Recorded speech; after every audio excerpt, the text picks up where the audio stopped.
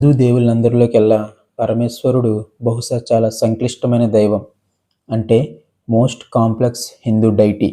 ఇలా ఎందుకన్నానో తెలుసుకోవాలని ఉందా? అయితే ఈ వీడియోని చివరి వరకు చూసి తెలుసుకోండి.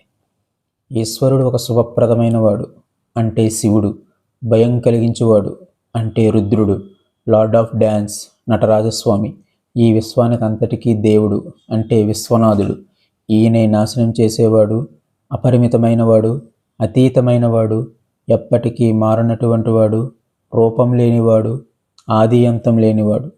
శివుని గురించి వివరించడం మన మానవుల వలన సాధ్యమయ్యేది కాదు.